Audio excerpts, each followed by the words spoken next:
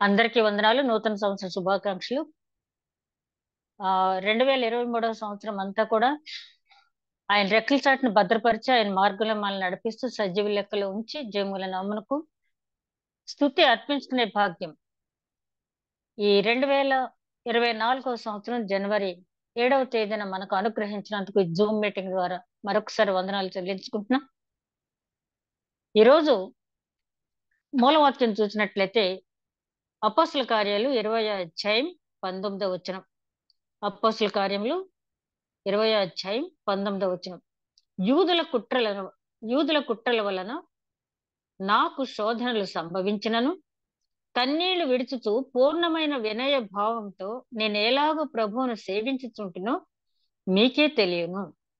యూదుల కుట్రల వలన నాకు శోధనలు సంభవించినను కన్నీళ్లు విడుచుతూ పూర్ణమైన వినయ భావంతో ఎలాగన ప్రభువును సేవించుచుంటునో మీకే తెలియను. ప్రేమమయుడైన మా తండ్రి, మా జీవితంలో మరొక సంవత్సరం అనుగ్రహించినందుకు వందనాలు చెల్లించుకుంటున్నాను తండ్రి. దయగల మా ప్రభువా, నాయన మరొక్కసారి నాయన మరి ఆ తోటమాలిని నిన్ను వేడుకున్నట్టుగా తండ్రి, దయగల మా ప్రభువా మా కోసం విజ్ఞాపన చేస్తున్న తండ్రి, మా ఆయుష్ పొడిగించమని నాయన నీవు అడుగుతున్నందుకు నీకు వందనాలు. ఇచ్చిన సమయాన్ని వృధా పోనివ్వకుండా తండ్రి నీ చిత్తానుసారంగా నడుచుకునే కృప మాకు అనుగ్రహించండి. ఈ నూతన సంవత్సరం అంతా కూడా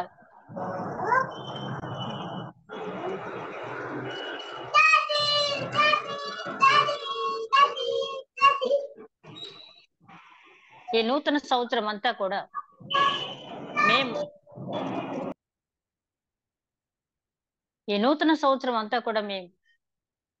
నిన్ను ఆరాధిస్తూ విశ్వాసంలో ఎదుగుతూ పరిశుద్ధతలో ముందుకు సాగిపోతూ నీ కార్యముల పట్ల ఆసక్తి కలిగిన వారమై, నీ కార్యముల పట్ల ఆసక్తి కలిగి ఉండటం మాత్రమే కాకుండా మంచి సాక్షులుగా నిలబడే భాగ్యం దయచేయమని, రికార్డింగ్ సమస్య కానీ ప్రకృతి సంబంధమైన ఏ ఆటంకాలు లేకుండా జూమ్ మీటింగ్ లో ఉన్న వారందరిపై నీ ఆత్మను కుమ్మరించి, కార్యారంభం కంటే కార్యాంతం మేలన్నావు కదా తండ్రి, కార్యాంతం నేను స్తుతించుకునే భాగ్యం దయచేయమని మా ప్రభువును నీ ప్రియ కుమారుడైన యేసుక్రీస్తు ద్వారా వేడుకుంటున్నాం తండ్రి. ఆమేన్. అందరికీ వందనాలండి. మరొకసారి అపోస్తల కార్యంలో 20వ అధ్యాయానికి వచ్చాం. ఈ అధ్యాయం ప్రత్యేకత ఏంటంటే, పౌలు గారు తన సేవ పరిచర్య ఏ విధంగా కొనసాగించారు, ఆ పరిచర్యలో ఆయన ఎదుర్కొన్నటువంటి కష్టాలేంటి, ఆయన ఆ కష్టాలన్నిటినీ ఎట్లా అధిగమించుకుంటూ తన సేవను కొనసాగించారు అని ఆయన చెప్పిన మాటలు మనం ఈ అధ్యాయం అంతా చూడవచ్చు.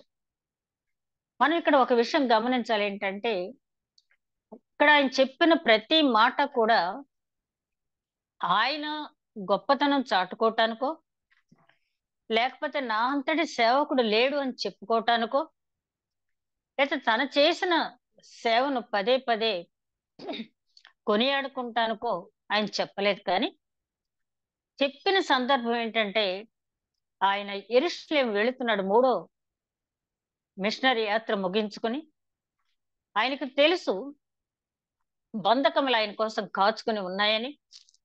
అదే విధంగా యెరూషలేము వెళ్ళిన తర్వాత ఏం జరగబోతుందో కూడా ఆయనకి చాలా స్పష్టంగా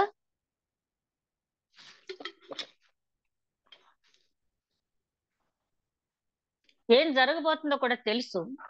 అయినప్పటికీ మామూలు వారైతే నేను మరణించబోయేటప్పుడు ఇక నాకు ఈ సంగతి ఎందుకు, ఏదో దేవుడు అప్పచెప్పాడు, నాకు ఈ పని చేసేసుకున్నాను, వెళ్ళిపోతున్నానని చెప్పి దిగాలుగా వెళ్ళిపోతారు. కానీ పౌలు గారి స్థితి మనం గమనించినప్పుడు, ఈ అధ్యాయం అంతా చదివిన తర్వాత, నేను క్రీస్తును పోలి నడుచుకున్నాను, మీరు నన్ను పోలి నడుచుకోండి అని చెప్పడానికి ఆయన ఒక్కడు మాత్రమే సమర్థుడు అని మనం చెప్పగలం. ఎందుకంటే యేసుక్రీస్తు కూడా శిలువ మరణం పొందేటప్పుడు కూడా ఆయన పలికిన 7 మాటల ద్వారా ప్రపంచాన్ని ఏ విధంగా కదిలించారో, ఇక్కడ పౌలు గారు 20వ అధ్యాయంలో ఒక రకంగా తనకిష్టమైన వారందరికీ కూడా సెండ్ ఆఫ్ ఇస్తూ పలికినటువంటి మాటలు మనం గమనించినప్పుడు, ఆయనకి ఏదో జరగబోతుందనే ఆవేదన ఆయనకి లేదు, కానీ తాను వెళ్ళిపోయిన తర్వాత పరిశుద్ధాత్మ సహాయంతో తాను ఏర్పాటు చేసినటువంటి సంఘముల పరిచర్య ఏ మాత్రము కుంటుపడకుండా ఇంకా ముందుకు కొనసాగాలి, అభివృద్ధి చెందాలి అని ఒక ఆరాటం ఆయనలో కనపడుతుంది.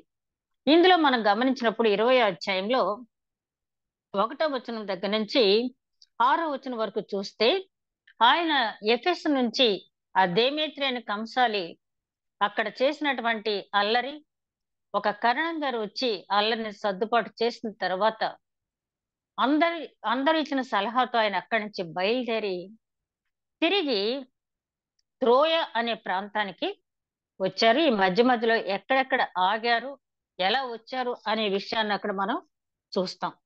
ఈ త్రోయ వచ్చిన తర్వాత ఆయన అక్కడ ఒక వారం రోజులు ఆయన ఉన్నారు. ఈ వారం రోజుల్లో ఆయన చేసిన పని మనం గమనించినట్లయితే 7వ వచనం నుంచి, ఆదివారమున మేము రొట్టె విరుచుట కూడినప్పుడు పౌలు మరునాడు వెళ్లనయ్యుండి వారితో ప్రసంగించుచు అర్ధరాత్రి వరకు విస్తరించి మాట్లాడుతుండెను. మేము కూడి ఉన్న మేడగదిలో అనేక దీపములుండెను. అప్పుడు ఐతుకు అను ఒక యవనస్తుడు కిటికీలో కూర్చొని గాఢ నిద్రపోయి పౌలు చాలా సేపు ప్రసంగించుచుండగా నిద్రాభారం వలన జోగి మూడవ అంతస్తు నుండి క్రింద పడి చనిపోయిన వాడే ఎత్తబడేను. అంతటా పౌలు క్రిందికి వెళ్లి అతని మీద పడి కౌగిలించుకుని, మీరు తొందరపడకుడి, అతని ప్రాణం అతనిలో ఉన్నదని వారితో చెప్పాను. అతడు మరలా పైకి వచ్చి రొట్టె విరిచి పుచ్చుకొని తెల్లవారి వరకు విస్తారంగా సంభాషించి బయలుదేరెను. వారు బ్రతికిన ఆ చిన్నవారిని తీసుకుని వచ్చినప్పుడు వారికి విశేషమైన ఆదరణ కలిగింది.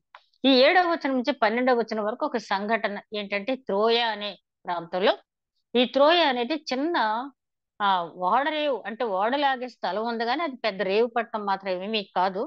ఈ త్రోయలో పౌలు గారు ఒక వారం రోజులు ఉండాలని చెప్పి అనుకున్నారు. ఈ అనుకున్న తర్వాత ఆయన ఎక్కడున్నా సరే ఆయన చేసే పని మనందరికీ తెలుసు, సువార్త పరిచర్య.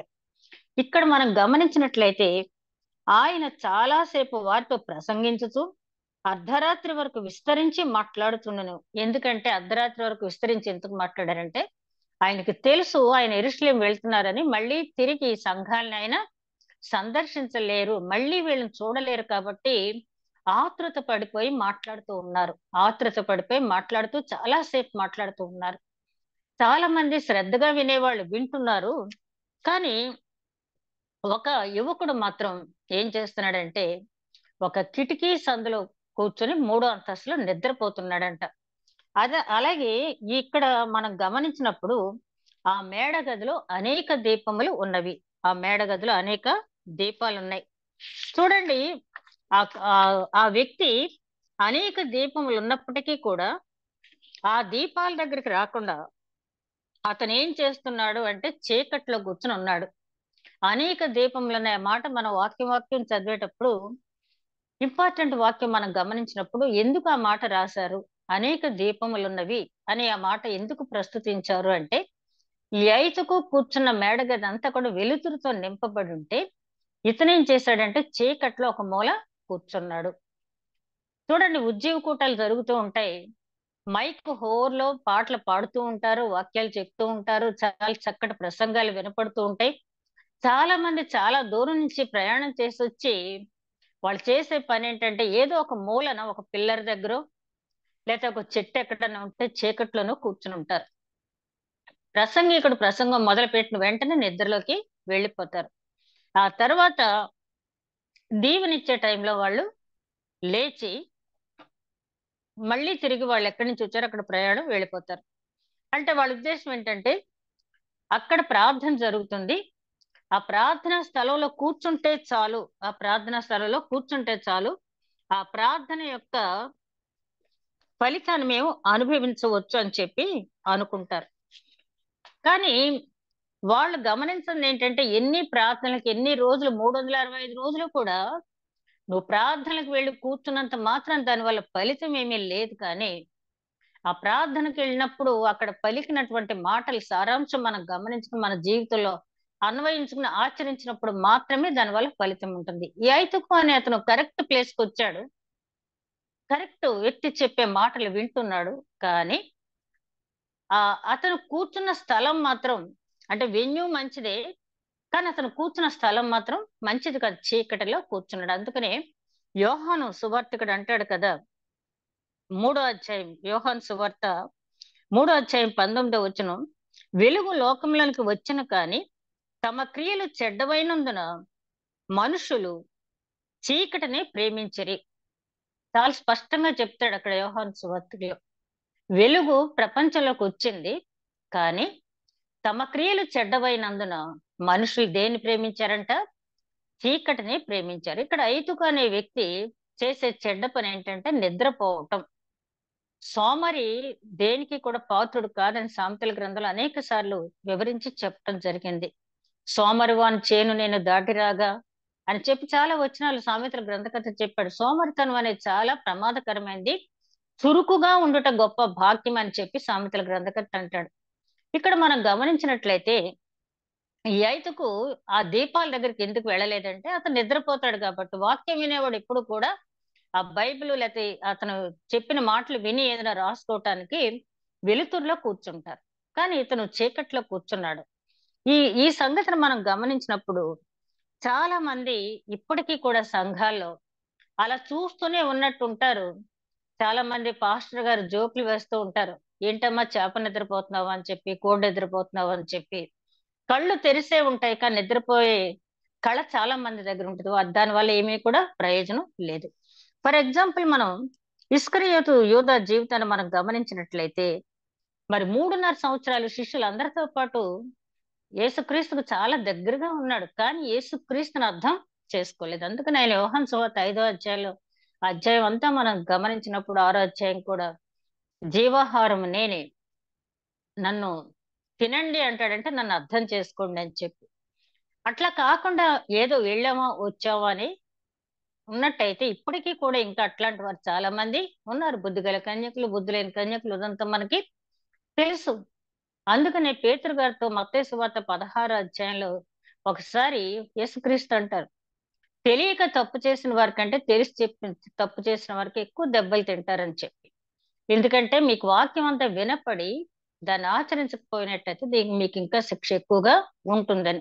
ఇక్కడ ఐతుకు అనే వ్యక్తి ఇక్కడికి వచ్చాడు, నిద్రపోయాడు.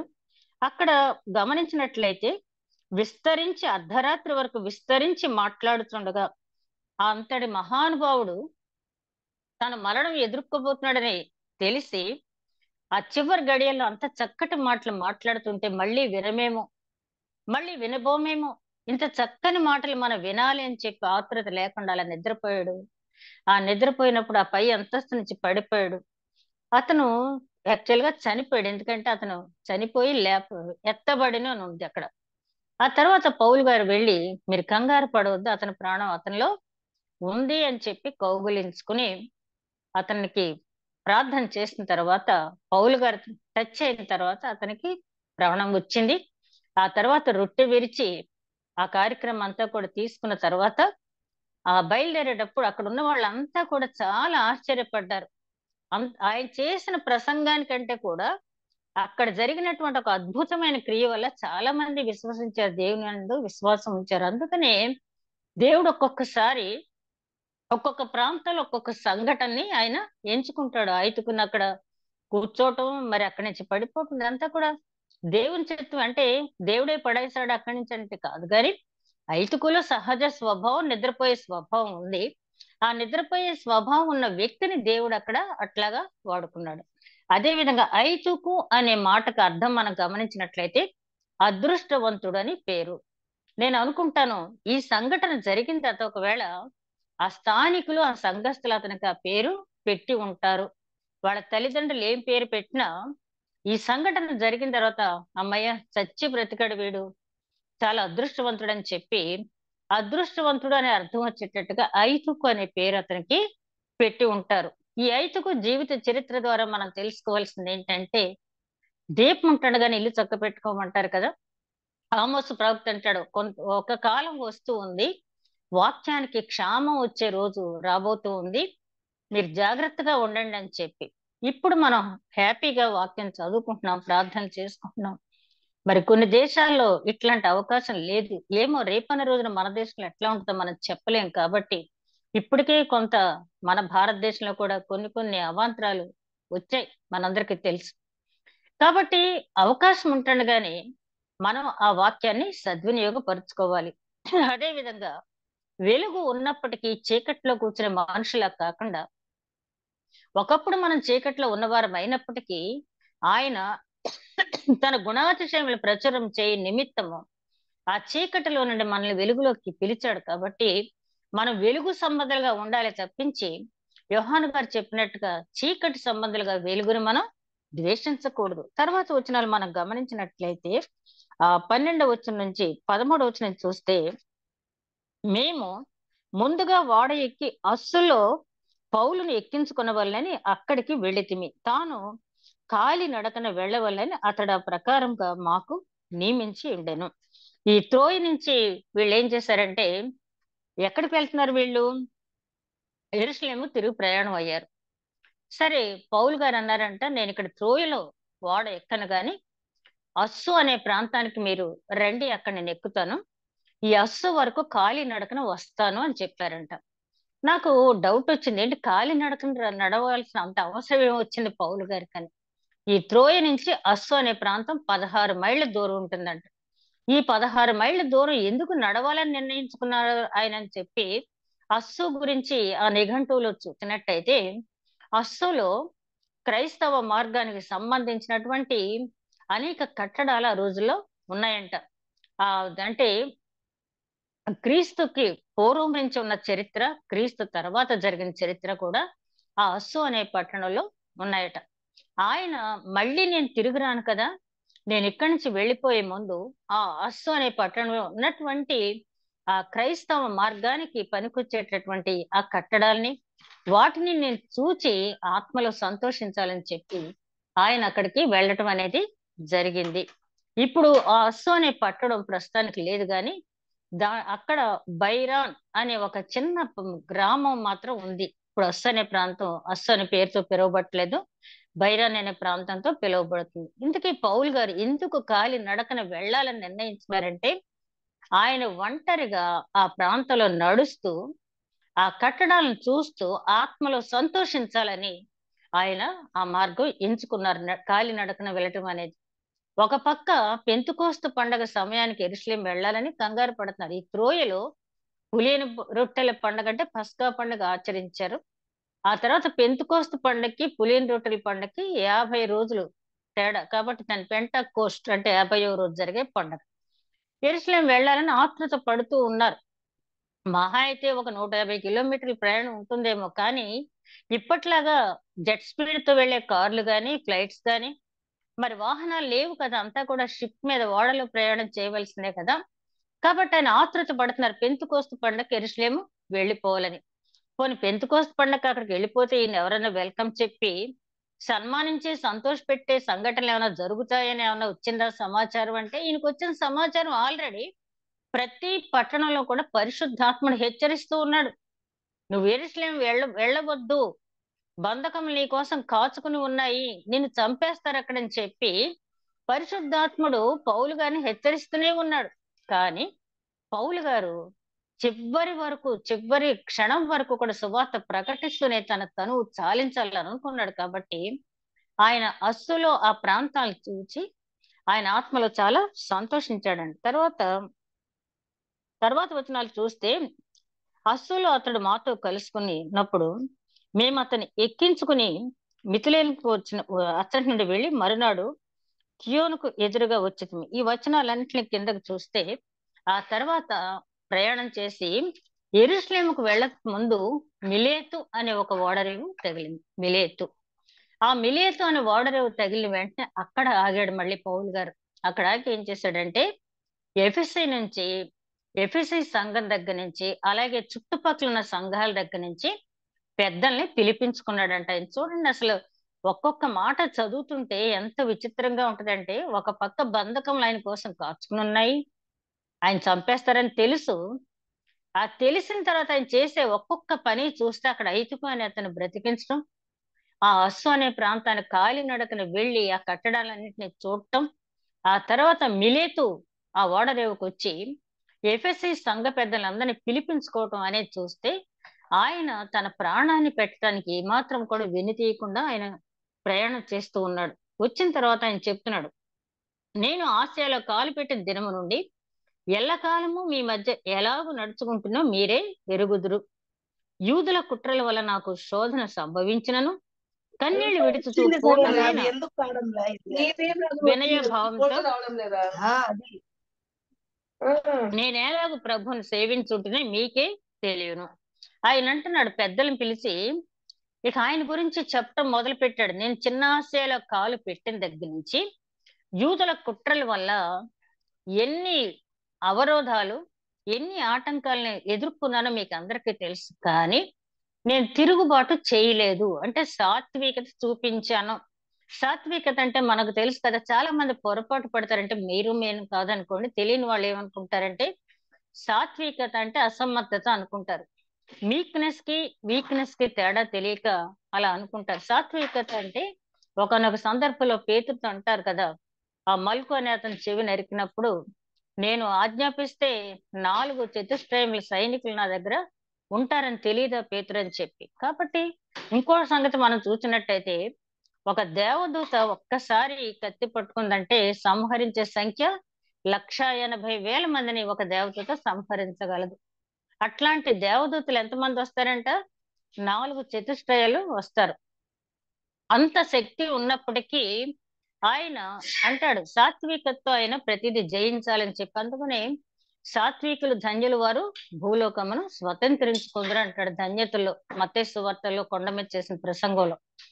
కాబట్టి ఇక్కడ ఆయన చెప్తున్నాడు, నేను ఎంత వినయ భావంతో కన్నీళ్లు విడుచుతూ ప్రభు సేవ చేశాను అంతే తప్పించి ఎవరి మీద నేను తిరుగుబాటు అనేది చేయలేదు అని చెప్తూ ఆయన అంటాడు. మరియు ప్రయోజనకరమైనది ఏదియో దాచుకొనక బహిరంగంగాను ఇంటింటా మీకు తెలియచేయచ్చు, బోధించుచు దేవుని ఎదుట మారు మనసు పొంది మన ప్రభు అయిన యేసు క్రీస్తు నందు విశ్వాసం ఉంచవాలని యూదులకును గ్రీసు దేశస్తులకును ఎలాగ సాక్ష్యం ఇస్తుంటునో ఇదంతయు మీకు తెలియను. ఈ వాక్యాల్లో 2 ప్రముఖమైన మాటలున్నాయి. ఏంటి ఆ 2 ప్రముఖమైన మాటలంటే, ప్రయోజనకరమైనది ఏది నేను దాచుకోలేదు. ఇది వరకు మీరు ఇతిహాసాలు చదివితే గురువులంట విద్యాబోధన చేసేటప్పుడు తమకు తెలిసిన విద్య అంతా కూడా శిష్యులకు చెప్పేవాళ్ళు కాదంట. 1-2 వాళ్ళ దగ్గర దాచిపెట్టుకునే వాళ్ళంట. అంటే నా శిష్యుడు నన్ను మించిపోతాడేమో అని చెప్పి. దీని మీద చాలా శుక్రాచార్యుడు గురించి ఒక స్టోరీ ఉంది. దీని మీద చాలా ఇతిహాసాల కథలు ఉన్నాయి. అలాగే మరి సామెత కూడా చెప్తారు కదా, అత్తగారంట కోడలికి వంట నేర్పించేటప్పుడు అంతా చెప్పి కొన్ని టిప్స్ మాత్రం చెప్పదంట. ఎందుకంటే ఎలాగైనా మా అమ్మ చేసినట్టు లేదు వంట, నువ్వెంత చేసినా మా అమ్మ చేసినట్టు లేదు అనాలంట అబ్బాయి. అందుకని చెప్పి అత్తగారు కొన్ని టిప్స్ కోడలికి చెప్పదంట. అది ఇక్కడ పౌలు గారు అంటున్నారు ఏంటంటే, ప్రయోజనకరమైనది ఏది కూడా నేను దాచుకోలేదు. దేవుడు నాకు ఏ శక్తి ఇచ్చాడో, ఉపదేశించే శక్తి ఇచ్చాడో, అద్భుత కార్యాలు చేసే శక్తి ఇచ్చాడో, ఏ శక్తినైతే దేవుడు నాకు ఇచ్చాడో, వాక్చాతుర్యం ఇచ్చాడో, పరిశుద్ధాత్మ ప్రేరేపణతో ఏ క్రియలు చేయగలను అన్నీ మీ మధ్య నేను చేశాను. ఏది కూడా నేను దాచుకోలేదు. దాచుకోకుండా నేను మిమ్మల్ని హెచ్చరించాను. ఏమనంట? దేవుని ఎదుట మారు మనసు పొందమని.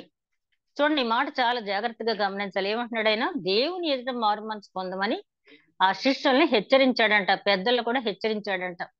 దేవుని ఎదుట మారు మనసు. చూడండి, ఆదికాండంలో నిమ్రోద్ అనే ఒక వ్యక్తి గురించి చెప్తూ, ఇతను దేవుని ఎదుట మంచి వేటగాడు. అంటే దేవుని ఎదుట మంచి వేటగాడు అంటే దేవుడు అతని గురించి సాక్ష్యం ఇస్తున్నాడు. ఇతడు నా ప్రియ కుమారుడని యేసుక్రీస్తు గురించి దేవుడే సాక్ష్యం ఇచ్చాడు.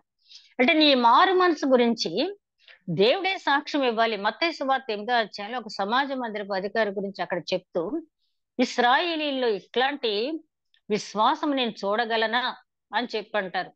అంటే ఆయన నేను మారిపోయిన ప్రభువా, నేను మారు మనసు పొందానని చెప్పి ఆ సమాజ మందిరపు అధికారి చెప్పలేదు. కానీ ఆయన క్రియల వల్ల యేసుక్రీస్తు వెంటనే అతని గురించి ప్రకటించాడు. అలాగే జక్కయ్య గురించి మారు మనసు పొందిన తర్వాత జక్కయ్యని గురించి ఆయన చెప్పిన మాట, ఇతడును అబ్రహాము కుమారుడే. అదే విధంగా 18 సంవత్సరాల నుంచి నడుము వంగిపోయి చక్కగా నిలబడలేనటువంటి స్త్రీని బాగు చేసిన తర్వాత ఆయన చెప్పిన మాట, ఈమె కూడా అబ్రహాము కుమార్తె.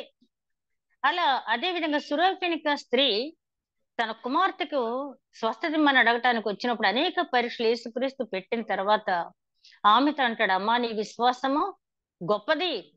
అంటే సురేఫెనికే స్త్రీ ఏమైనా చెప్పిందా, ప్రభువా నేను మారు మనసు పొందాను, నేనంతా మారిపోయినా, ఆవిడేం చెప్పలేదు. ఆయన మాట్లాడిన ప్రతి మాటలో ఒక్కొక్క టెస్ట్ ఎదుర్కొంది ఆవిడ. చివరికి ఆయన నోటితో అమ్మా నీ విశ్వాసము గొప్పది. అదే విధంగా లూకా సువార్త 7వ అధ్యాయంలో అక్కడ కుష్ఠరోగి అయినటువంటి సీమోని ఇంట ఆ 7వ అధ్యాయం 50 వచనంలో పలికిన మాట మనం గమనించినట్లయితే, అమ్మా నీ విశ్వాసమే నిన్ను రక్షించను, సమాధానం గలదానివై పొమ్ము. అవి ఏం చెప్పలే, నేను ఏదో మారిపోయాను, నేను కొత్త మనసు వచ్చేసింది, అది ఇదని పెద్ద పెద్ద మాటలేమి ఆమెకు చెప్పలే.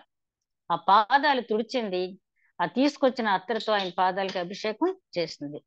అంటే దేవుని ఎదుట మారు మనసు అంటే చాలా మంది పాస్టర్ గారి దగ్గరకు వచ్చి చెప్తారు, సంఘంలో సాక్ష్యం చెప్తారు, నేను పలానా రోజున పలానా గంటలో పలానా క్షణంలో నేను మారు మనసు పొందాను అని చెప్తారు. అది కాదు, ఇక్కడ పౌలు గారు ఏమంటున్నారంటే నీ మారు మనసు ఎవరి ఎదురుగుండా పొందాలి, దేవుని ఎదుట పొందాలి. ఎందుకంటే మన గురించి సాక్ష్యం ఇవ్వాల్సిన ఆయనే. రేపు మనం ఈ లోకాన్ని విడిచిపెట్టి వెళ్ళిన తర్వాత మనం చేసిన క్రియలు మంచివైనను సరే చెడ్డవైనను సరే ఆ మనం అక్కడ నిలబడవలసింది ఆ తీర్పులో అని చెప్పి పౌలు గారు కొరింథీయులు రాసిన 2వ పత్రిక 5వ అధ్యాయం 7-10 వచనాల్లో మనకి చాలా వివరంగా వివరించారు అక్కడ. కాబట్టి ఇక్కడ ఏమంటున్నాడంటే పౌలు గారు, మీరు మారు మనసు అనేది నా ఎదురుగుండానో లేకపోతే పట్టణంలో ఉన్న ప్రజలు ఎదురుగుండానే మీరు మారు మనసు కాదు, కానీ మీ మారు మనసు గురించి సర్టిఫికెట్ ఇవ్వాల్సింది ఎవరు, దేవుడే ఇవ్వాలి. కాబట్టి దేవుని ఎదుట మీరు మారు మనసు పొందండి. ఈ వాక్యం నాకు ఎందుకో చదువుతుంటే చాలా నచ్చింది. దేవుని ఎదుట మారు మనసు, అంతే కదా, మనం ఎవరు ఎదురుగుండా మనం ప్రదర్శించిన దాని వల్ల మనకేమి ఫలితం అనేది లేదు. అదే విధంగా ఆయన చెప్తాడు, ఇలా హెచ్చరించాను మిమ్మల్ని అని చెప్పి, నేను ఇప్పుడు ఆత్మయందు బంధింపబడిన వాడినై యెరూషలేముకు వెళుతున్నాను, అక్కడ నాకు ఏమేమి సంభవించినో తెలియదు కానీ బంధకములను శ్రమలను నా కొరకు కాచుకొని ఉన్నవని పరిశుద్ధాత్మ ప్రతి పట్టణంలో నాకు సాక్ష్యం ఇచ్చుతున్నాడని తెలియను. ఆయన అంటాడు, నేను యెరూషలేము వెళ్తున్నాను, మరణం అనేది గ్యారంటీ, నేను ఎలా మరణిస్తానో నాకు తెలియదు, కానీ బంధకములు శ్రమలు కూడా నా కోసం కాచుకుని ఉన్నాయని నాకు తెలుసు. ఆత్మలో బంధింపబడ్డాను అంటే నేను మరణిస్తానని తెలుసు, కానీ ఆ మరణానికి పారిపోవాలి, మరణాన్ని తప్పించుకోవాలని మాత్రం నేను లేను. గాని ఆత్మయందు బంధింపబడ మరణాన్ని ఎదుర్కోవటానికి నేను చాలా సిద్ధంగా ఉన్నానని చెప్పాడు. అయితే దేవుని కృపా సువార్తను గురించి సాక్ష్యం ఇచ్చుటయందు నా పరుగును నేను ప్రభు అయిన యేసు వలన పొందిన పరిచర్యను తుదముట్టించవలనై నా ప్రాణము నాకెంత మాత్రము ప్రియమైనదిగా ఎంచుకొనలేదు. ఈ మాట చాలా సార్లు చెప్తారు. గలతీయులకు రాసిన పత్రిక 2వ అధ్యాయం 10వ వచనంలో కూడా, నేను సిలువ వేయబడిన క్రీస్తు మరణించాను, ఇక బ్రతుకుట క్రీస్తే, నాలో ఉన్నది నేను కాదు, నాలో ఉన్నది క్రీస్తే అని చెప్పి. అదే విధంగా తిమోతికి రాసిన 2వ పత్రిక 4వ అధ్యాయం 7వ వచనంలో చూస్తే, నేను పానార్పణంగా పోయబట్టడానికి వెళ్తున్నాను, మంచి పోరాటము పోరాడి తిని నా విశ్వాసము కాపాడుకుంటుని, ఇక మీద నా కోసం నీతి కిరీటం దాచబడి ఉన్నది, నాకు మాత్రమే కాదు గాని నాలా ఎవరైతే దేవుని కార్యాల పట్ల శ్రమిస్తారో వాళ్ళందరి కోసం ఆ కిరీటం దాచబడి ఉందని నా పరుగు కడముట్టించితని అని చెప్పి చాలా ధైర్యంగా చెప్తాడు. ఓ తిమోతి, నేను వెళ్ళిపోతున్నాను, పానార్పణంగా పోయబడబోతున్నాను, మంచి పోరాటం పోరాడాను, నా విశ్వాసం కాపాడుకున్నాను. ఈ పోరాటంలో ఎక్కడా కూడా అవిశ్వాసకి నేను ఎక్కడ లేను. కాబట్టి దేవుడు నా కోసం నీతి కిరీటం ఉంచాడు, నాకు మాత్రమే కాదు నాలా ఎవరైతే ఉన్నారో వారందరి కోసం ఆ నీతి కిరీటం ఉందని చెప్పి ప్రోత్సహించాడు. ఇదే మాటను ఇక్కడ చెప్తున్నాడు, నేను కృపా సువార్త ప్రకటించడానికి నా ప్రాణాన్ని నేను లెక్క చేయటం లేదు. ఎన్నోసార్లు మరణపు అంచుల వరకు ఆయన వెళ్ళిపోయాడు. ఇక్కడ కృపా సువార్త అనే ఒక క్రొత్త పదాన్ని పౌలు గారి అధ్యాయంలో వాడాడు, కృపా సువార్త. ఫర్ ఎగ్జాంపుల్ చెప్పాలంటే, ఒక వ్యక్తిని ఎవరైనా అతను చేసిన తప్పును బట్టి లేకపోతే అతను ఎవరికైనా ఇవ్వాల్సిన డబ్బును బట్టి కొడుతున్నారు అనుకోండి దెబ్బలు, ఎవరైనా జాలిపడి ఆ దెబ్బలు అతని మీద పడకుండా విడిపిస్తే అది రక్షణలో తొలిమెట్టు అవుతుంది. అదే కాకుండా అతను అచ్చి ఉన్న భాగం అంటే అతను ఇవ్వవలసినటువంటి సొమ్ము ఎంతైతే ఉందో ఆ సొమ్ము నేను ఇస్తాను అని చెప్పి ఒప్పుకున్నట్లయితే అది విమోచన అవుతుంది, రక్షణలో రెండో భాగం. అంత మాత్రమే కాకుండా ఆ దెబ్బలు తిన్న వ్యక్తి పూర్తిగా రక్తం పోయింది, అతను బ్రతకాలి అంటే ఈ ఎవరో ఒకరు రక్తం ఇవ్వాలి అన్నప్పుడు ఈ కాపాడిన వ్యక్తి తన స్వరక్తాన్ని ఇస్తే అది కృప అంటాం.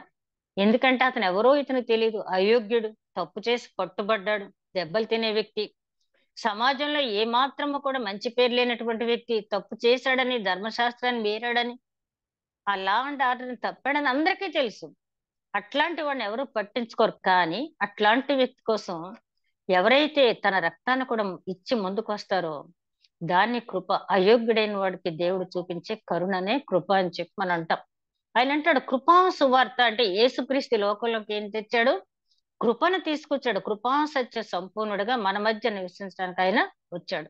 ఆ కృపా సువార్త రక్షణ సువార్త కాకుండా, కృపా సువార్త రక్షింపబడటమే కాకుండా దేవుడు మన పట్ల చూపించిన కృప ఏంటి అనేది నేను పదే పదే చెప్తున్నాను. ఆ కృపా సువార్తను మీకు ఇంతవరకు నేను బోధించానని చెప్తున్నాడు. అంత మాత్రమే కాకుండా ఇదిగో దేవుని రాజ్యమును గూర్చి ప్రకటించుచు నేను మీ మధ్యను సంచరించుచుంటిని, మీలో ఎవడునూ ఇక మీదట నా ముఖము చూడడని నాకు ఇప్పుడు తెలియను. కాబట్టి మీలో ఎవరి నాశనం విషయమైనను నేను దోషిని కానని నేను మిమ్మల్ని గూర్చి సాక్ష్యం పెట్టుచున్నాను, మిమ్మల్ని సాక్ష్యం పెట్టుచున్నాను. ఆయన చెప్తున్నాడు మీకందరికీ కూడా నేను సువార్త ప్రకటించాను, మీలో ఎవరి రక్తానికి నేను ఆ దోషిని కాను. అంటే అక్కడ ఏంటంటే ఎవరికి సువార్త ప్రకటించకుండా లేను. యెహెజ్కేలు గ్రంథంలో దేవుడు అంటాడు, యెహోవా దేవుడు యెహెజ్కేలుతో, బ్రహ్మదండి పొదల వంటి పొదల మధ్య ఉన్నటువంటి జనుల మధ్యకి నేను పంపిస్తున్నాను, చెకుముకి రాతి వంటి నుదురు కలిగినటువంటి ఇశ్రాయేలు దగ్గర నేను పంపిస్తున్నాను. వాళ్ళు వినరు, విననొల్లని పిల్లలు వాళ్ళు. కానీ నువ్వు వాళ్ళకి చెప్పు, చెప్పింది వాళ్ళు విని మారు మనసు పొంది రక్షింపబడితే వాళ్ళ ప్రాణానికి నువ్వు ఏమి అచ్చుకో అక్కర్లేదు, ఉత్తరవాదివి కాదు. కానీ నేను చెప్పిన తర్వాత వాళ్ళు వినరు ప్రభు, వాళ్ళు మండువారు ప్రభు అని చెప్పి నువ్వు విని తిరిగి వస్తే వాళ్ళ ప్రాణాన్ని బట్టి నిన్ను దోషినిగా నేను చేస్తానంటాడు యెహెజ్కేలు గ్రంథంలో. ఇక్కడ పౌలు గారు దాన్ని మరి ఇక్కడ రిఫరెన్స్ అయితే ఆయన ఇవ్వలేదు, కానీ ఇక్కడ ఆయన అర్థం అదే. నాకు దేవుడు అప్పచెప్పిన పని మీరు విన్నా వినకపోయినా నేను చెప్పాను. ఒకవేళ మీరు విన్నది ఆచరణలో పెట్టక ఏ ఆత్మన నశించిపోతే మీ ఆత్మ నాశనానికి మాత్రం నేను కారకుడిని కాను. ఎందుకంటే మీకు చెప్పవలసింది నేను చెప్పాను. పెద్దోళ్ళు అంటారు కదా, కొడుక్కి తండ్రి అంటాడు, అబ్బాయి నేను చెప్పేది ఏదో చెప్పాను, విని బాగుపడితే నీ ఇష్టం, ఇక నేనేం చేయలేను అంటాడు చెప్పి చెప్పి. అంతే కదా, ఇక్కడ పౌలు గారు కూడా అదే అంటున్నారు, నేను దోషిని కానని మిమ్మల్ని సాక్ష్యం పెట్టుతున్నాను. దేవుని సంకల్పం అంతయు మీకు తెలియబడకుండా నేను ఏమీ దాచుకోలేదు. దేవుని సంకల్పం ఏంటో అంతా చెప్పాను. దేవుని సంకల్పం అనగానే మనకు ఒక రిఫరెన్స్ గుర్తొస్తే ఏంటంటే రోమీలు రాసిన పత్రిక 8వ అధ్యాయం 28వ వచనంలో అంటాడు, దేవుణ్ణి ఎవరైతే ప్రేమిస్తారో ఆయన సంకల్పమును బట్టి పిలిచిన వారికి సమస్తము సమకూడి జరుగుతాయని. అంటే ఆయన సంకల్పంలో మనం ఉన్నప్పుడు మాత్రమే ఆయన మనం ప్రేమించగలం. ఆయన మనం ప్రేమిస్తున్నాము అంటే ఆయన సంకల్పంలో మనం ఉన్నాం. ఎఫెసీయులకు రాసిన పత్రిక 1వ అధ్యాయంలో చూస్తే అనాది కాలంలో దేవుడు మనల్ని ఏర్పాటు చేసుకున్నాడని చెప్పి, అంటే మనం ఆయన ప్రేమిస్తున్నాము అంటే ఆయన మనల్ని పిలుచుకున్నాడు, ఏర్పాటు చేస్తున్నాడు, కాబట్టి ఆయన మనం ప్రేమిస్తున్నాం. దేవుడు తన స్వరక్తమిచ్చి సంపాదించిన తన సంఘమును కాయుటకు పరిశుద్ధాత్మ మిమ్మను దేని యందు అధ్యక్షులుగా ఉంచెను. ఆ యావత్తును గూర్చి మీ మట్టుకు మిమ్మను గూర్చు జాగ్రత్తగా ఉండడి. ఈ వచనం కూడా చాలా ప్రాముఖ్యమైనది. 2 మాటలు ఇక్కడ ఉపయోగిస్తున్నాడు. దేవుడు స్వరక్తమిచ్చుకున్న సంఘం. చూసారా, స్వరక్తమిచ్చుకున్న సంఘం అని ఎవరి గురించి అంటాం? మనం యేసుక్రీస్తు గురించి అంటాం. అంటే ఒక యూదుడై ఉండి, ఒక బెన్యామీను గోత్రికుడై ఉండి, గమలీయేలు పాదముల యొద్ద విద్యను అభ్యసించానని చెప్పి ధర్మశాస్త్రం అనుసరించట్లో అనింజుడు నేనని చెప్పుకున్నటువంటి పౌలు గారు, క్రీస్తుని పేరు ఎత్తితే క్రీస్తు సంఘాన్ని హింసించినాడు పౌలు గారు. ఇక్కడ ఏమంటున్నాడు? క్రీస్తుని దేవుడుగా మాట్లాడుతున్నాడు. దేవుని అంటే ఒక్కొక్క స్టెప్ చూడండి, ఆయన ఎంతగా ఎదుగుతున్నాడంటే దేవుడు స్వరక్తమిచ్చి కొన్న సంఘం అంటే యేసుక్రీస్తుని దేవుడుగా ఇక్కడ ఒప్పుకుంటున్నాడు. ఆ సంఘానికి పరిశుద్ధాత్మ మిమ్మల్ని అధ్యక్షులుగా నియమించింది. పరిశుద్ధాత్మ మిమ్మల్ని అధ్యక్షులుగా నియమించింది. మరి సంఘ పెద్దలైన వాళ్ళు ఇక్కడ పరీక్షించుకోవాల్సిన విషయం ఏంటంటే, పరిశుద్ధాత్మ నియామకం జరిగిందా మాకు? పరిశుద్ధాత్మ నియామకం లేకుండానే మాకు మేము వచ్చేసామా అని చెప్పి సంఘ పెద్దలు పరిశీలించుకోవాలంటే వారి క్రియలను బట్టి. అదే విధంగా ఆ సంఘ పెద్దలను ఎవరైతే నియమించారో వారు కూడా పరీక్షించుకోవాలి. ఇక్కడ పౌలు గారు చెప్పిన మాట ప్రకారం మన సంఘ పెద్దలు నిజంగా పరిశుద్ధాత్మ పూర్ణులేనా, పరిశుద్ధాత్మ చేత నియమింపబడిన వారా? కొన్ని కొన్ని సంఘాల్లో చూస్తాం, వీళ్ళేంటి సంఘ పెద్దలు అని చెప్పి అనుకుంటాం. అంటే మన స్నేహితుడను, మన రక్త సంబంధను, మన ఇంటి పేరుటవాడను, లేకపోతే ఆస్తి బాగా ఉందనో, వాక్చాతుర్యం ఉందనో పెట్టేస్తూ ఉంటారు సంఘ పెద్దలుగా. వాళ్ళ ప్రవర్తన చూచినప్పుడు వీళ్ళ సంఘ పెద్దలు అనుకుంటాం. కానీ పౌలు గారు ఏర్పాటు చేసిన ప్రతి సంఘంలో పెద్దల గురించి ఆయన మంచి సర్టిఫికెట్ ఇస్తున్నాడు. ఓ పెద్దలారా, మిమ్మల్ని నేను కాదు ఏర్పాటు చేసింది, పరిశుద్ధాత్ముడే మిమ్మల్ని ఏర్పాటు చేశాడు. కాబట్టి మీకు అప్పచెప్పిన సంఘం యొక్క బాధ్యత మీరు చాలా జాగ్రత్తగా చూడండి. ఒక సంఘాన్ని కాయటంలోనే కాదు, మీ గురించి మీరు కూడా జాగ్రత్త పడండి. పౌలు గారు చాలా సార్లు అంటాడు, అయ్యో అందరికీ బోధించి నేను దౌర్భాగ్యుడిని అయిపోతే ఏం లాభం, అందుకని నన్ను నేను నలగొట్టుకుంటున్నాను అంటాడంటే ఇతరులకు జాగ్రత్త చెప్పేటప్పుడు అసలు మనం ఏ స్థితిలో ఉన్నాం మనం ఇప్పుడు కూడా గమనించుకుంటూనే ఉండాలి. అదే విధంగా ఆయన చెప్తున్నాడు, మరియు శిష్యులు తమ వెంట తన ఆయన పై వచనంలో చెప్తున్నాడు, మిమ్మల్ని గురించి జాగ్రత్తగా ఉండడి. నేను వెళ్ళిపోయిన తరువాత క్రూరమైన తోడేళ్లు మీలో ప్రవేశించిన నాకు తెలియను. వారు మందను కనికరింపరు, మరియు శిష్యులను తన వెంట ఈడ్చుకొని పోవటానికి వాళ్ళు ఏమాత్రము వెనుకాడరు. రెండు మాటలు చెప్తున్నాడు ఇక్కడ కూడా. ఏంటంటే మీకు అప్పచెప్పిన మంద గురించి మీరు చాలా జాగ్రత్తగా ఉండండి. నేను వెళ్ళిపోయిన తర్వాత తోడేళ్లు ప్రవేశిస్తాయి. తోడేళ్లు అనే మాట యేసుక్రీస్తు కూడా మత్తయి సువార్త 7వ అధ్యాయం 15వ వచనంలో ఆయన చెప్తాడు, గొర్రె చర్మం కప్పుకున్నటువంటి తోడేళ్లు వారి మనస్తత్వం తోడేళ్ల వంటిదే, పైకి గొర్రె చర్మం కప్పుకొని వస్తారు. తోడేళ్లతో ఎందుకు పోల్చారు అంటే, తోడేళ్ళకు ఉన్నటువంటి గుణం ఏంటంటే, దానికి ఒక మనిషి గాని ఒక జంతువు గాని ఏది దొరికినా ముందు చేసే పని ఏంటంటే చీల్చేస్తుందంట. ఎన్ని ముక్కలుగా చీల్చగలదో అన్ని ముక్కలుగా చీల్చేస్తంట, జంతువునైనా మనిషినైనా దేన్నైనా కూడా. ఆ చీల్చిన తర్వాత అది దాన్ని భక్షించడానికి రెడీ అవుద్దంట. అంటే సంఘాన్ని చీల్చే వారిని తోడేళ్లతో పోల్చడం అనేది జరిగింది. కాబట్టి సంఘాన్ని చీల్చే వాళ్ళు వస్తారు, జాగ్రత్త. ఇక్కడ మనల్ని మనం ప్రశ్నించుకోవాల్సిన విషయం ఏంటంటే, ఒక విశ్వాసగా మనం వెళ్తున్న ఆలయంలో సంఘాన్ని చీల్చేవారుగా మనం ఉంటున్నామా, సంఘాన్ని కట్టేవారుగా మనం ఉంటున్నామా? అపోస్తుల కార్యాల్లోనూ కొరింథీయులు రాసిన పత్రికలో కూడా పౌలు గారు పదే పదే చెప్తారు కదా, ఎవరైనా దేవుని ఆలయాన్ని పాడు చేస్తే వాళ్ళని నేను పాడు చేస్తాను. నువ్వు చేయగలిగితే మంచి చెయ్యి, నువ్వు వెళ్ళే ఆలయానికి, లేకపోతే నీ దారిని ఉండు. అంతే తప్పించి సంఘాన్ని పాడు చేసే పని నువ్వు చేసినట్టు చాలా గొప్ప శిక్ష ఉంటుందని చెప్పి యేసుక్రీస్తు చెప్పడం జరిగింది. యెహోవా దేవుడు కూడా ఇర్మియా గ్రంథం 7వ అధ్యాయంలో మందిర ప్రసంగంలో కూడా అక్కడ చెప్పడం అనేది జరిగింది. కాబట్టి ఇక్కడ పౌలు గారు చెప్తున్నారు, తోడేళ్లు లాంటి వాళ్ళు వస్తారు, జాగ్రత్త. వాళ్ళు వంకర మాటలు చెప్తారు, అవసరమైతే ఏర్పాటు చేయబడినటువంటి వారిని లాక్కుని వెళ్ళిపోతారు, శిష్యులను కూడా లాక్కుని వెళ్ళిపోతారు. వాళ్ళ చర్మాన్ని చూసంటే వాళ్ళ పై వేషాన్ని, తియ్యేటి మాటల్ని మీరు చూసి మోసపోవద్దు, వాళ్ళ హృదయ కాఠిన్యాన్ని చూడండి. అందుకని తిమోతికి రాసిన పత్రికలోను తీతుకు రాసిన పత్రికలో కూడా పౌలు గారు ఒక మాట చెప్తారు, ఏంటంటే నువ్వెవరన్నా సంఘ పెద్దగా నియమించాలంటే అతడు రెగ్యులర్ గా సంఘానికి రావటం 2 సంవత్సరాల పాటు అతన్ని గమనించు.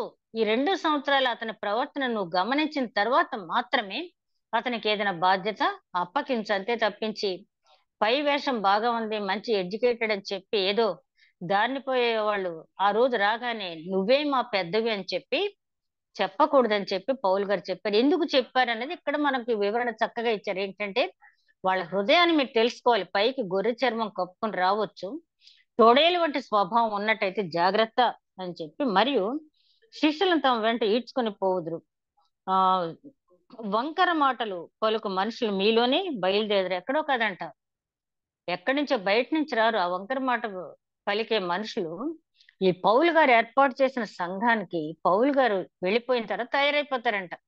మరి కొరింథీ సంఘానికి అలాగే వచ్చాడు కదా ఒక వ్యక్తి, అతను చేసింది తప్పు. అతను భార్య ఉంటుండగా ఇంకొక ఆమెను వివాహం చేసుకున్నాడు. దాన్ని పౌలు గారు ఖండించారని చెప్పి ఆ సంఘాన్ని పాడు చేసేయడానికి అతను ప్రయత్నం చేశాడు. కాబట్టి సంఘాన్ని పాడు చేసే వాళ్ళు ఎక్కడి నుంచి రారు సుమా, మీలోనే ఉంటారు. ఇంటి దొంగలు మీలోనే ఉంటారు. వారి పట్ల మీరు జాగ్రత్తగా ఉండండి అని చెప్పి, కావున నేను 3 సంవత్సరం రాత్రింబగళ్ళు కన్నీళ్లు విడుచుచు ప్రతి మనుషునికి మానక బుద్ధి చెప్పితినని మీరు జ్ఞాపకం చేసిన మెలకుగా ఉండండి. నేను కన్నీళ్లు విడిచి చెప్పానని ఆయన గొప్ప చెప్పుకోవట్లేదు, కానీ ఆయన ఏమంటున్నారు, నేను కన్నీళ్లు విడిచి మీకు బుద్ధి చెప్పాను. 3 సంవత్సరాలు మీ కూడా ఉన్నాను, మీలో ఉన్నాను, మీతో ఉన్నాను, మీ కొరకే ఉన్నాను. కన్నీళ్లు విడిచి మానక బుద్ధి చెప్పాను. జ్ఞాపకం చేసుకుని మనం ఏం చేయాలంట? మెలకుగా ఉండండి. తెస్సలోనికీయులకు రాసిన పత్రికలో కూడా పౌలు గారు ఇదే మాట అంటారు, మెళకువగా ఉండి ప్రార్థన చేయడి. యేసుక్రీస్తు కూడా ఇదే మాట చెప్తారు కదా, మీరు మెళకువగా లూకా సువార్త 24వ అధ్యాయంలో మీరు మెళకువగా ఉండి ప్రార్థన చేయండి. ప్రార్థన మెళకువగా ఉండి చేయాలంటే కళ్ళు తెరిసి ప్రార్థన చేయటం అని కాదు. అక్కడ అపవాది మన స్థలానికి రాకుండా జాగ్రత్త వహించి మనం ప్రార్థన చేయాలి. ఆయన ఎంత బాధతో ఈ మాట చెప్తున్నాడంటే, నేను కన్నీళ్లు విడుచుచు మీకు మానక బుద్ధి చెప్పాను. యేసుక్రీస్తు కూడా లూకా సువార్త 19వ అధ్యాయంలో మనం గమనించినట్లయితే, ఆయన శిలువ మరణానికి వెళ్లే ముందు ఆ చివరి వచనాల్లో యెరూషలేమును చూచి ఏడ్చి అని ఉంటది అక్కడ. యెరూషలేమును చూచి ఏడ్చి. అలాగే మత్తయి సువార్తలో కూడా ఆయన యెరూషలేమును గురించి, యెరూషలేమా యెరూషలేమా ప్రవక్తలను చంపిందానా అని చెప్పి గద్గద స్వరంతో ఆయన అడ్రస్ చేసినట్టుంటది. ఇక్కడ పౌలు గారు కూడా కన్నీళ్లు విడిచానని చెప్తున్నారు. ఎందుకంటే, ఇదిగో మీకు చెప్పాను, నేను వెళ్ళిపోతున్నాను, తర్వాత మీరు ఏమవుతారో, సంఘం ఏమవుద్దో అని చెప్పి నాకు చాలా బాధగా ఉంది. ఇంకా మారు మనసు పొందని వారు ఉన్నారని చెప్పి ఆయన బాధ పడుతూ ఉన్నాడు. ఇప్పుడు దేవునికిని ఆయన కృపా వాక్యమునకు మిమ్మను అప్పగించుతున్నాను. ఆయన మీకు క్షేమాభివృద్ధి కలుగజేయును. పరిశుద్ధపరచబడిన వారిలో స్వాస్థ్యం అనుగ్రహింపబడు శక్తిమంతుడు. ఎవరినైనా వెండినైనను బంగారంనైనను వస్త్రములైన నేను ఆశింపలేదు. నా అవసరముల నిమిత్తము, నాతో ఉన్న వారి అవసరాల నిమిత్తము నేను నా చేతితో కష్టపడ్డానని చెప్పి ఆ చివరి మాటలు ఆయన అంటాడు, పుచ్చుకున్నట్టు కంటే ఇచ్చట ధన్యమని. చాలా మంది అంటారు ప్రభువు చెప్పాడు అన్నారు పౌలు గారు. ప్రభు ఎక్కడ చెప్పాడు ఈ మాట? పుచ్చుకున్నట్టు కంటే ఇచ్చట ధన్యం అనే మాట ఎక్కడుంది అంటే, మనం వెనక్కి వెళ్ళిపోవాలి. ధర్మశాస్త్రంలో చూసుకున్నట్టయితే దినవృత్తాంతాల గ్రంథంలో, అదే విధంగా ద్వితీయోపదేశ కాండంలో, మరి నిర్గమ కాండంలో చాలా చోట్ల ఇవ్వటం గురించి ఉంటది. అదే విధంగా ఇక్కడ పౌలు గారు చెప్పింది ఏంటంటే, మీరు ఎప్పుడు కూడా ఇతరులకు ఇచ్చేవారుగా ఉండండి, పుచ్చుకునేవారుగా ఉండొద్దు. నేను మీకు మాదిరి చూపించి వెళ్ళాను, నా చేతులతో కష్టపడ్డాను. అందుకని మత్తయి సువార్త 23వ అధ్యాయంలో కూడా నా పేరట దాహం ఇచ్చారు, నా పేరట వస్త్రాలు ఇచ్చారు, నా పేరట ఆహారం పెట్టారు, కాబట్టి మీరు నా తండ్రి చేత ఆశీర్వదింపబడిన వారు అంటారంటే ఇవ్వమని చెప్పడమే కదా అది. కాబట్టి అందులో కాంట్రవర్సీ ఏం లేదు. ఇవన్నీ చెప్పిన తర్వాత అతడు ఇలాగ చెప్పి మోకాళ్ళుని వారందరితో ప్రార్థన చేశాను. అప్పుడు వారందరూ ఏడ్చిరి. మీరు ఇక మీదట నా ముఖము చూడరని పౌలు గారు చెప్పిన మాటకు వారంతా కూడా దుఃఖించారు. పౌలు మెడ మీద పడి ముద్దు పెట్టుకుని వారు ఓడ వరకు అతన్ని సాగనంపారంటే, ప్రియ సహోదరి సహోదరులారా, ఈ అధ్యాయంలో ఒక సంఘ పెద్ద ఏ రకంగా ఉండాలి, ఒక విశ్వాసి ఎంత జాగ్రత్తగా ఉండి ప్రార్థన చేయాలి, అదే విధంగా మన ప్రార్థనలకు వెళ్ళినప్పుడు ప్రార్థనలో ఎంతసేపు గడిపామన్నది కాదు, కానీ అక్కడ దేవుని వాక్యం ఎంత వరకు విన్నాం, దేవుని కృపా సువార్తను ఎంత వరకు ప్రకటించగలుగుతున్నాము. అదే విధంగా చివరిగా ఆయన చెప్పిన మాట, మీకు కృపా సువార్త నేను ప్రకటించినట్టే ఇతరులకు ప్రకటించండి, మీకు క్షేమాభివృద్ధి కలుగును, దేవుని స్వాస్థ్యంలో మీరు పాలిభాగస్తులు అవుతారని చెప్పి విన్న మనం ఒకవేళ ఎక్కడైనా వీటిలో వెనుకబడి ఉన్నామేమో. ఈ న్యూ ఇయర్ రోజున నేను ప్రారంభ ప్రార్థనలు చేసిన మాటలు 4 మాటలు, అవి మాథ్యూ హెన్రీ అని చెప్పి మన మంచి కామెంటేటర్ ఆయన ఒకసారి న్యూ ఇయర్ కోసం ఆయన సిద్ధపాటు చేసినటువంటి ప్రార్థన ఎంత చక్కగా అడిగాడంటే, దేవుణ్ణైనా, ఓ దేవా, ఈ సంవత్సరం అంతా నన్ను విశ్వాసంలో అభివృద్ధి చేయి, పరిశుద్ధతలో అభివృద్ధి చేయి, దేవుని కార్యాల పట్ల ఆసక్తిలో మరింత అభివృద్ధి పొందేటట్టు చేయి, మంచి సాక్షిగా నన్ను నిలబెట్టుకో. ఎప్పుడైనా ఎవరైనా ఒక్కసారి మనం పరిశీలించుకుంటే న్యూ ఇయర్స్ డే రోజున ఇట్లాంటి ప్రార్థన మనం చేసామా? ఒకవేళ ఇంతకు ముందు చేయకపోయినట్లయితే ఇక నుంచి ఈ 4 అంశాలు కూడా మనం చేసినట్టయితే 300 సంవత్సరాల తర్వాత కూడా మాథ్యూ హెన్రీ చేసిన ప్రార్థన మనం ఎట్లయితే జ్ఞాపకం చేసుకుంటున్నాము, అదే విధంగా మనల్ని కూడా తర్వాత తరాల వారు మనం చేసిన పరిచర్య ఎంతో కాదు, మనకిచ్చిన తలాంతును బట్టి చేసిన పరిచర్యను ఆ తర్వాత తరాల వారు తెలుసుకుని మిగతా వారికి మరి చెప్పాలంటే సమయం లేదు, కానీ 71వ కీర్తనలు అంటాడు దావీదు మహారాజు, తరతరములకు వాక్యం వివరించడం అనేది మన కర్తవ్యం. ఆ కర్తవ్యాన్ని నెరవేర్చాలని ఒక తీర్మానం ఈ 2024 సంవత్సరం మొట్టమొదటి ఆదివారం ఈ జూమ్ మీటింగ్ లో తీసుకుందాం. అట్టి నడిపింపు దేవుడు మనకి అనుగ్రహించునుగాక. దయగల మా ప్రభువా, విత్తబడిన వాక్యం ఊరంతలుగా ఫలింప చేయమని మా ప్రభువును నీ ప్రియ కుమారుడని యేసుక్రీస్తు ద్వారా వేడుకుంటున్నాం తండ్రి. ఆమేన్.